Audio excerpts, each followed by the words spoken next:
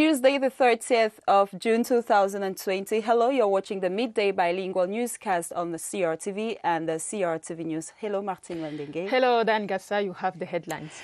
Cameroon and Equatorial Guinea brainstorm on ways to secure their border and render it more friendly. Equatorial Guinean Defense Minister Leandro Bekale-Nkongo and his Cameroonian counterpart, Joseph Betty Assomo, will be meeting in Yaoundé this afternoon. And the 2020 session of official examinations has started across the National Triangle with Class 6 and Cours Moyen Deuxième Année students or pupils knocking at the door of secondary education. Get the images of the story in this newscast.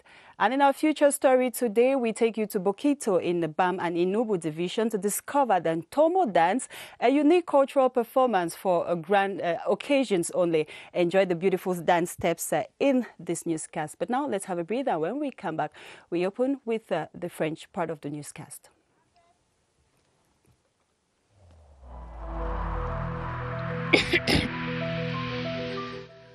Il est essentiel que les mesures qui ont été indiquées soient absolument par chacun de nous. Lavez-vous régulièrement les mains à l'eau et au savon ou à l'aide d'un gel hydroalcoolique. Restez à au moins 1 mètre de distance des autres personnes, surtout si elles toussent, éternuent ou ont de la fièvre. Si vous avez de la fièvre, de la toux ou des difficultés à respirer, consultez un médecin.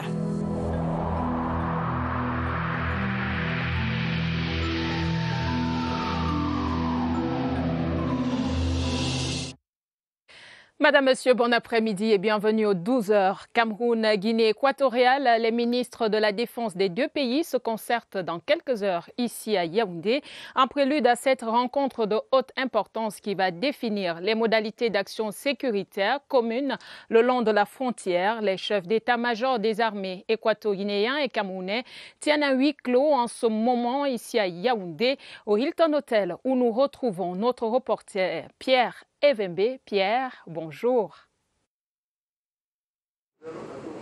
Martin Noël, bonjour. Nous sommes encore au Hilton, ici où se déroulent les travaux des chefs d'état-major. Nous avons le général de corps d'armée René-Claude Meka qui co-préside cette réunion avec son homologue, le général de division Lamberto Nguema Micha, qui sont en ce moment en train d'examiner les rapports des travaux des experts. Parce qu'hier, il y a eu la réunion d'experts avec comme mission de faire des propositions concrètes sur les modalités de collaboration et d'action commune au niveau de la frontière. La Guinée équatoriale, le Cameroun, c'est 300 km de frontière que partagent ces deux peuples frères. Donc aujourd'hui, il serait question d'examiner ces rapports afin de les déposer sur la table de la réunion de haut niveau que vont co-présider les deux chefs militaires, le général de division Lamberto Nguema Micha et son homologue camerounais, le général de corps d'armée René-Claude Meka, vont donc essayer d'analyser, d'examiner ces rapports qui vont déposer sur la table des ministres de la Défense, notamment Joseph Betty Assomo du Cameroun et son homologue de la Guinée équatoriale. Vous savez, il faut que la coopération soit davantage renforcée entre ces deux pays frères qui ont ils partagent tellement de choses en commun et qui ont des ennemis en commun. Donc, comme disait le ministre hier, le ministre de la Défense camerounaise, il disait que le Cameroun et la Guinée équatoriale ne sont pas sur le sentier de guerre. C'est des peuples frères et ils sont condamnés à s'entendre, condamnés à vivre en harmonie pour la paix entre ces deux pays et également pour la paix dans la sous-région. Je suis Pierre Evembe depuis le Hilton Hotel où les travaux continuent de se dérouler entre la Guinée équatoriale et le Cameroun. Merci à vous Pierre Evembe. On va vous retrouver bien entendu dans les éditions de la soirée. Hier déjà, le ministre d'État, secrétaire général de la présidence de la République, Ferdinand Ngongo, recevait les deux délégations en audience au Palais de l'Unité, délégation conduite par Leandro Bekale-Nkongo et Joseph Betty Assomo. Compte rendu d'audience, Yves-Marc Mezzo. La composition des délégations camerounaises et équato-guinéennes à cette audience du ministre d'État, secrétaire général de la présidence de la République, Ferdinand Ngongo, agissant au nom du chef de l'État, renseignait à suffire sur l'enjeu de la rencontre et l'importance des sujets en discussion.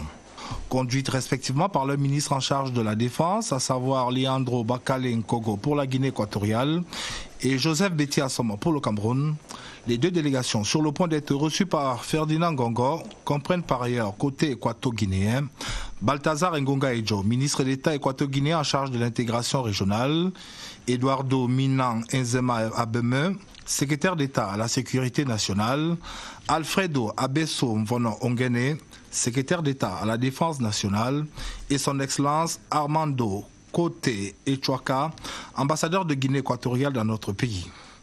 Pendant ce temps, côté camerounais, on retrouve aux côtés du patron de la défense, Joseph Betty Assomo, ses homologues des relations extérieures, le jeune Belambela, et de l'administration territoriale pour la Tangandji, puis l'ambassadeur du Cameroun en Guinée équatoriale, son Excellence Lazare Pouelmbala.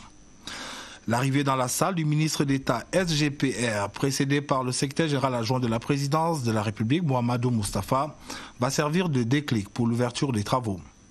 Dans un huis clos de rigueur, les membres des deux délégations vont s'employer à délibérer sur les questions à l'origine de la poussée de fièvre observée ces derniers temps à leurs frontières communes. La grande cordialité affichée par les uns et les autres au sortir de cette rencontre sera un indicateur de l'harmonie retrouvée. Notre mission ici au Cameroun consiste à œuvrer à la mise en place d'un cadre visant à renforcer la collaboration, la coopération entre l'armée de Guinée équatoriale et l'armée du Cameroun. Estoy tranquilamente en Camerún, ya que como lo he expuesto anteriormente, je me sens entièrement à l'aise depuis mon arrivée au Cameroun et comme toujours, je puis vous dire que je me sens chez moi. Ainsi donc, les nuages qu'on a cru percevoir ces derniers temps sur le ciel des relations entre Yaoundé et Malabo sont à présent dissipés. Ceci grâce à l'engagement déterminé des deux chefs d'État, Paul Biya du Cameroun et Théodoro Obiangema Bazogo de Guinée équatoriale, qui ont instruit leurs principaux collaborateurs en charge des questions de défense et de sécurité de se rencontrer. La compréhension de l'Armada nationale est une chose très importante. Cuando las dos armadas se que nous souhaitons comme changement, c'est la consolidation de l'entente entre nos deux armées. Parce qu'ils ont des combats communs, par exemple contre la piraterie, contre le dépouillement, le pillage et l'immobilisation. Il s'agit là de terrains sur lesquels elles doivent s'entendre comme institution. Notre souhait est que le soldat équatorien se sente chez lui au Cameroun et que le soldat camerounais se sente chez lui en Guinée équatoriale. L'essentiel étant désormais sauf, il restera simplement à déterminer d'un commun accord les modalités de mise en œuvre de ce retour à la normale afin que les peuples frères du Cameroun et de Guinée équatoriale, liés par une interdépendance naturelle, continuent à partager leur communauté de destin. Nous vous le disions en titre, des milliers d'élèves jouent leur carte depuis ce matin pour l'accès au cycle secondaire. Ils sont candidats au concours d'entrée en 6e, au Common Entrance et au concours d'entrée en première année de l'enseignement technique au Cameroun. Cette phase écrite qui ouvre le bal des examens officiels 2020 se déroule dans un contexte de crise sanitaire marqué par la pandémie à coronavirus. Allons prendre le pouls de cette journée d'examen dans certains établissements scolaires de la ville de Yaoundé avec Laurence Okalia. Ce sont des candidats d'entrée en 6e face à l'épreuve du coronavirus. Des conditions d'examen assez particulières. Le port du masque obligatoire, un effectif réduit à 24 candidats par salle de classe, un dispositif sécuritaire et sanitaire corsé. Nous sommes des 433 candidats attendus et ils sont tous là. Nous n'avons pas recensé pour l'instant des retards, encore moins des absences. Avant qu'ils entrent en salle, ils ont lavé les mains par les enfants. Tous ont lavé les mains. Les toilettes ont été désinfectées ainsi que les salles de classe. En ce moment, nous avons dans toutes les salles des gels et aux toilettes, nous avons prévu des papiers hygiéniques pour tous les enfants qui voudraient bien se mettre à l'aise. Il y a un personnel qui est là sur place avec du savon, du papier hygiénique et du gel. Pour ouvrir les portes du secondaire, il faut commencer par traverser l'épreuve de compréhension de texte et de dictée avant d'entamer les sujets de l'après-midi. Pour le Common Entrance, ce que les candidats devaient comprendre aux premières épreuves, c'est les mathématiques. L'administration, elle aussi, a fait son calcul des présentiels ce matin. On a 631 candidats et il y a 6 absents. L'examen de Common Entrance et d'entrée en 6e prennent fin ce jour. Néanmoins, certains parents ont choisi de faire l'exercice de la patience non loin des centres d'examen. Thanks for watching the Midday Bilingual Newscast on CRTV and CRTV News.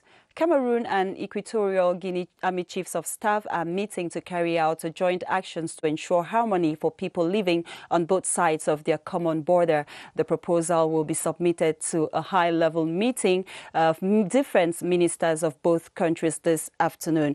Ebenezer Akanga is at the Hilton Hotel with updates. At the time you are handing over the microphone to me, the opening ceremony of the meeting of Defense Chiefs of Staff of Cameroon and Equatorial Guinea has ended here in the Hilton Hotel.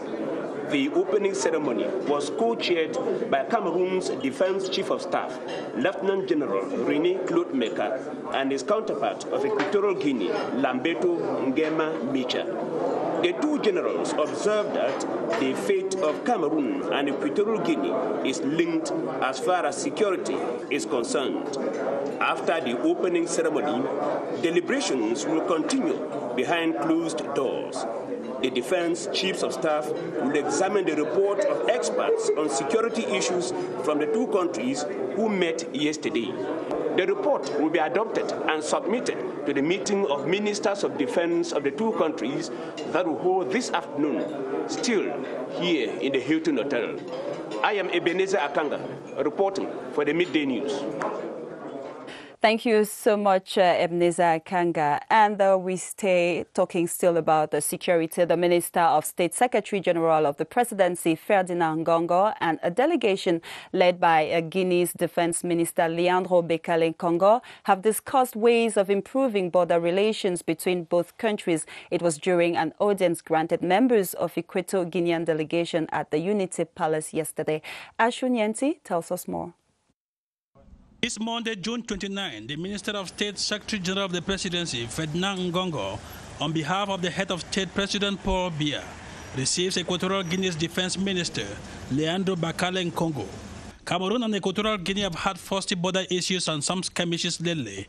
But like the tongue and teeth constrained by geographical circumstances to live harmoniously, the two countries have chosen the path of peace to ward off any outstanding and lingering misunderstandings. They are here for that purpose. The two heads of state, Paul Biya and Teodoro Obiangema Bazogo, have given instructions to their collaborators to make things work for both countries. In this close to 30 minutes in-camera audience that looks like a working session, apart from the Minister, Deputy Secretary General of the Presidency, Muhammadu Mustafa, are present on the Cameroonian side. The Minister Delegate at the Presidency in charge of Defense, Joseph Beti Asomo, External Relations Minister, Mbela Mbela, Territorial Administration Boss, Paul Atanganje, and Cameroon's Ambassador in Malabo, Mpuel Bala Lazar. Equatorial Guinea features the Minister of State in charge of regional integration, Baltazar Ngonga Ejoho, and the country's ambassador to Cameroon, Amando Kote Echwaka. The look on their faces suggests that both parties have arrived at a satisfactory modus vivendi. Ir a reforzar, según el interés de los dos gobiernos.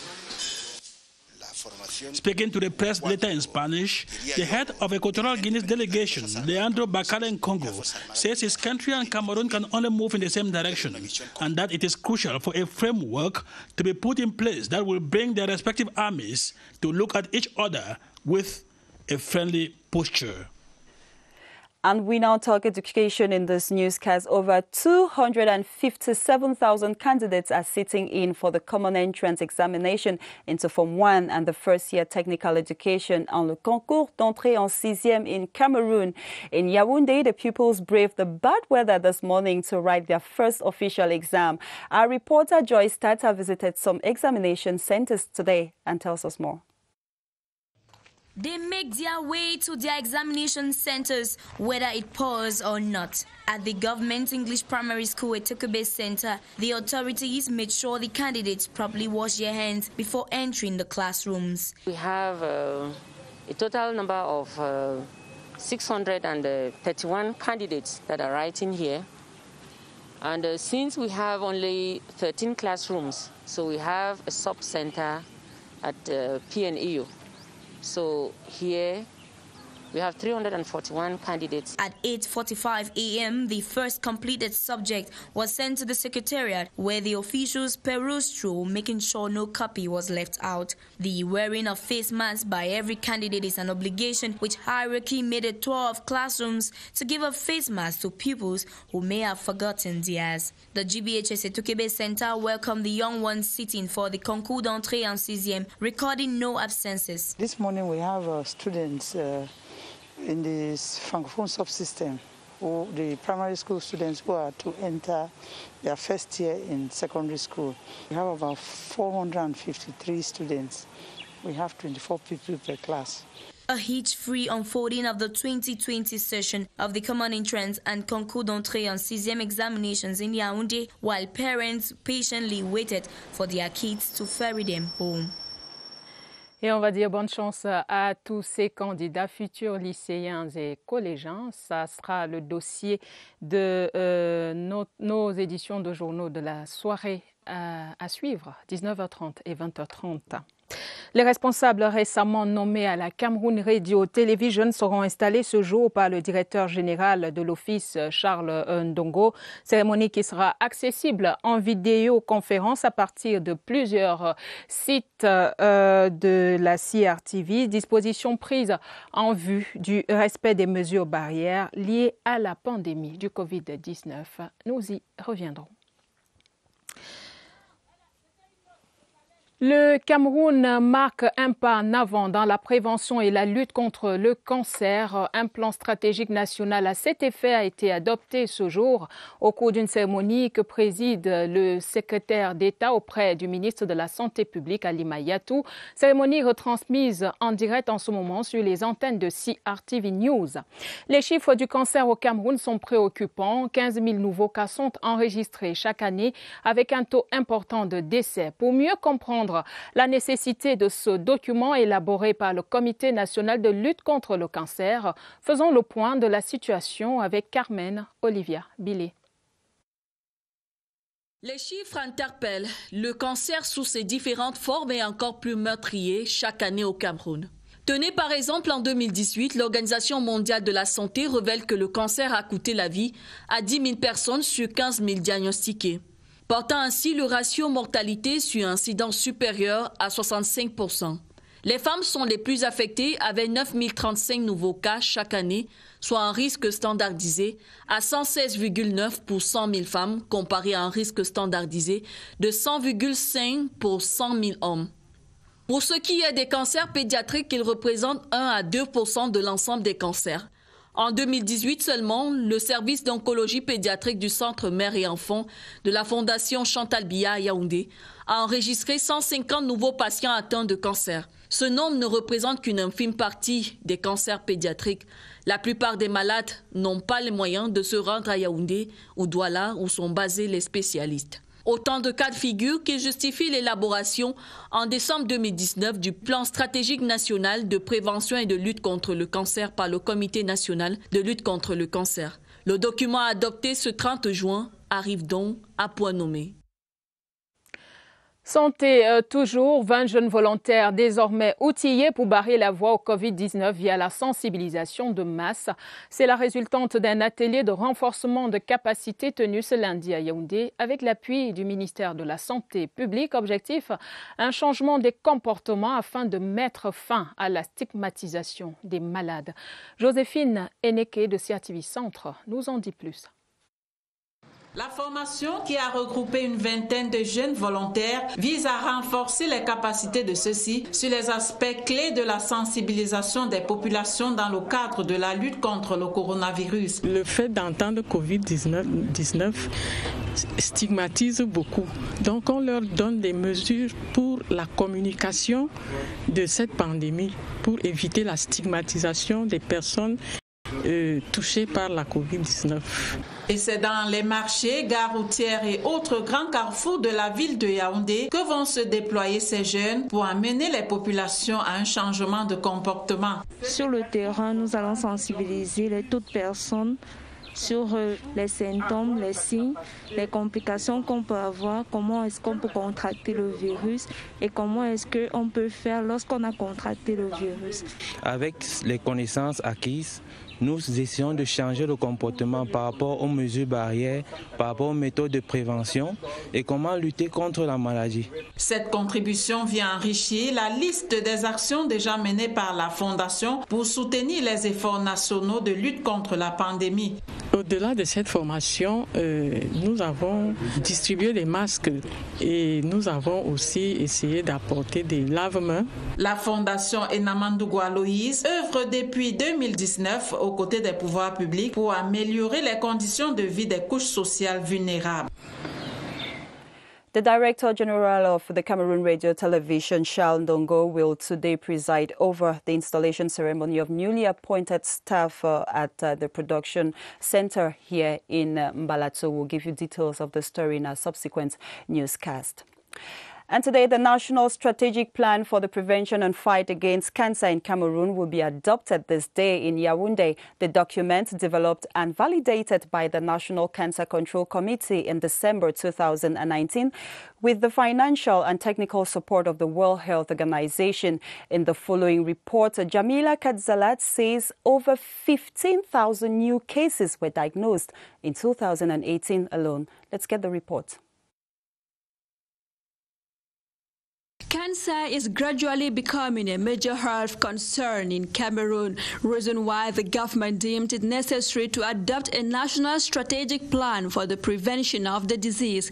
Statistics indicate that as of 2018, over 15,000 new cases of cancer were diagnosed. The top 5 cancers that are mostly common are breast cancer with 3,265 new cases, cervical cancer with 2,300 cases, prostate cancer with over 2,064 cases, and the liver cancer with close to 1,000 cases. The World Health Organization revealed that in developing countries, most cases of cancer are presented in a very late stage due to lack of early detection, lack of adequate diagnosis and treatment facilities, poverty, and other myths and stigma associated to the disease. Statistics also revealed that 50% of cancer cases are genetic. In the meantime, medical practitioners underline that people need to take care against breast cancer by eating a healthy diet and getting regular screenings. Information indicates that regular self-examination and screenings for various types of cancer, such as cancer of the skin, colon, cervix, and breast, can increase the chances of discovering the disease early when treatment is most likely to be successful. Thank you, Jamila Kadzalat. We still talk health. This time we are going to the Northwest region to talk about COVID-19. Some secondary schools in the North region have benefited from a donated. No, we're instead going to the Northwest region, where the elite of Nkwen in Bamenda have offered sanitary kits to the local population in that area to help curb the spread of the deadly coronavirus. And the items were handed to the Fon of Nkwen, His Royal Highness Azefo III, who used the occasion to enjoin the population to make good use of the anti-COVID-19 items. Details in the following report with Winston Lebga. Plenty of ammunition for the war against COVID-19 here in the Nkwen Fondam, provided with funds made available by sons and daughters of the village, resident at home and abroad, through the Nkwen Culture and Development Association. The 58 quarters of the village are concerned by this operation, which is in its second phase. We have about 120,000 to 200,000 people living within Nkwen jurisdiction. It was difficult to cover it with masks and hand sanitizer, so we thought of increasing the hand wash stations at public squares and at institutions in Nkwen, so that everyone passing by can wash their hands. The people are giving a demonstration of how the water stations operate, with Fon Azefo III, heads of quarters, and some curious onlookers joining the fray. I will take you unaware. I will not even call you. If water is not filled in this drum, I think that water will pay 10 goats and 5 jug of palm wine and a basket of kola nut. You know our fine is not money. A contract has been awarded to 5 people who are to refuel the drums for 2 months before the heads of quarters take full responsibility.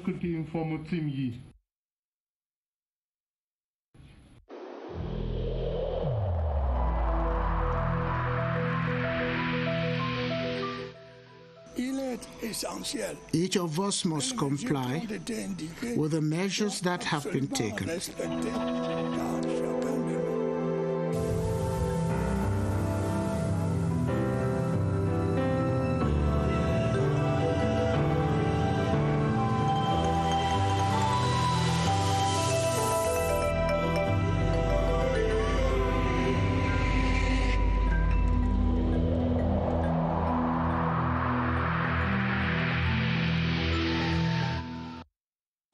International Cooperative Day is an annual celebration of the cooperative movement observed on the first Saturday in July since 1923 by the International Cooperative Alliance.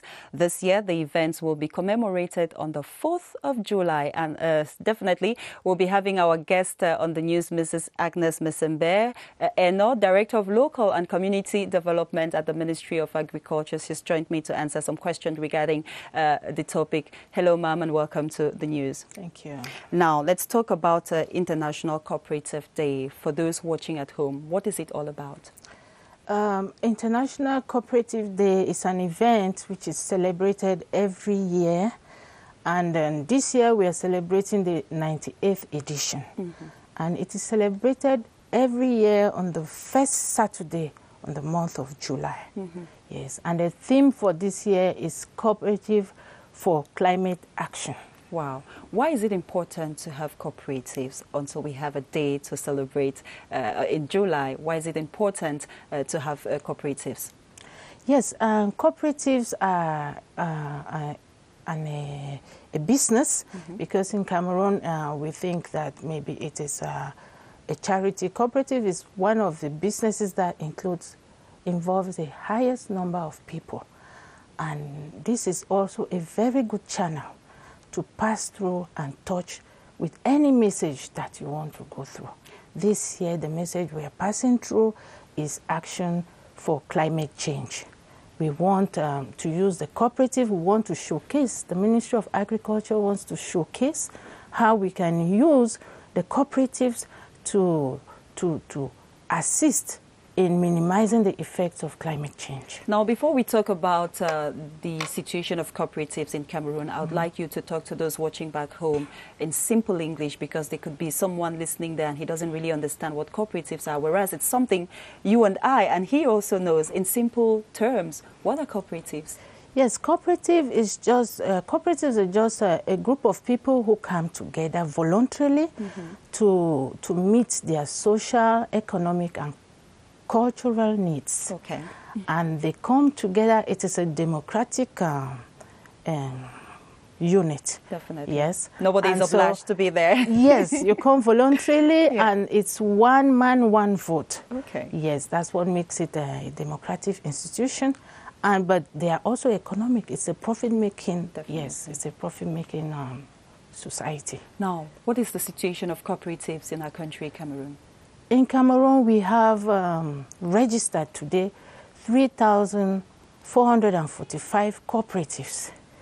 And it is interesting to see that out of this number, we have 85% which are agricultural cooperatives, and followed by the financial cooperatives. But I would like to say here that cooperatives cover all the economic sectors in the country. Thank you so much for coming. So it's very important, we've understood, to have cooperatives, and the day will be commemorated in Cameroon and the world at large on the 4th. That will be on Saturday. And we continue this newscast to talk about the Association of Cameroon Business Women, GEFAC, will soon train aspiring female entrepreneurs on techniques to create and manage their own companies. With this has been announced by the national president of the association, Agnes Tobe Ntonde during their mid-year evaluation meeting here in Yaoundé. Details with Romeo Nkenyi. A mid-year evaluation meeting of the Association of Cameroon Businesswomen, GIFAC, presided over by its national president, Senator Ndoubé Agnes Njok. She used the moment to hail members' contribution in the gross domestic product of Cameroon via their different business activities. She equally saluted the sense of responsibility of members in the fight against the COVID-19 pandemic. Not all the women are here because we decided to respect the measures of COVID-19. But we made sure that at least about 7 women came from every region. You saw us continue to make our njangi, to share it to 3 women so that they should continue their activities and keep paying their taxes, because if we don't pay our taxes, the economy will cripple. During the sittings, the regional presidents presented their report while indicating their different activities that will be carried out during this period. They also nurtured ideas to create small loan schemes so as to boost small business units and startups. After frowning at the non-payment of annual dues by some members, the national president of GIFAC announced that a project to train young girls on how to manage their own enterprises and the training of some young Cameroonians in different domains will soon be carried out by the association.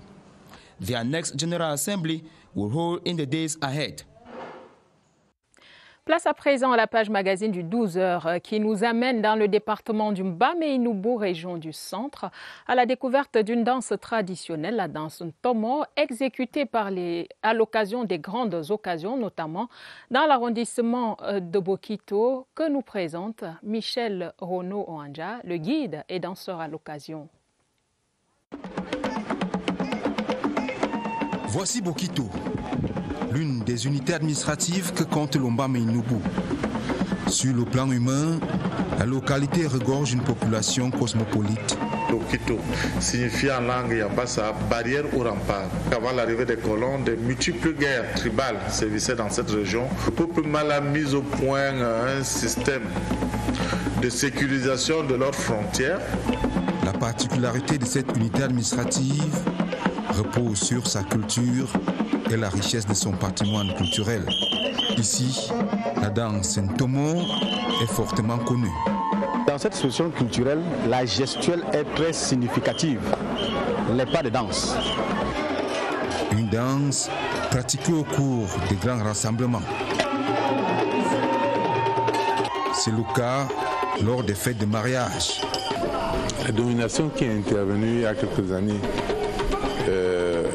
était d'abord une domination culturelle. Parce que lorsque vous avez oublié votre culture, vous avez presque tout oublié. Or, un homme sans passé n'a pas d'avenir. Les moments tristes ne sont pas en reste. D'où la forte symbolique de cette danse. Lorsqu'on joue, c'est une communication très symbolique. Tout ce qui s'est représenté là par cet tam-tam-là, c'est un dialogue.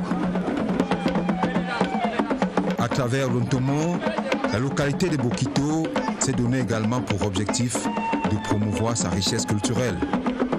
Nous entendons vraiment relire notre plan de communauté de développement pour pouvoir intégrer des actions relatives à la promotion de notre culture. Face à cette diversité, Bokito reste une référence sur le plan culturel qu'il faut explorer.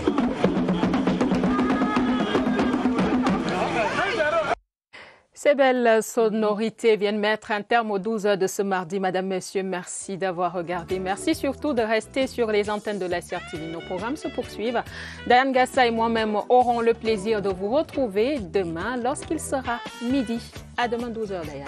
À demain, Martine Weldengue.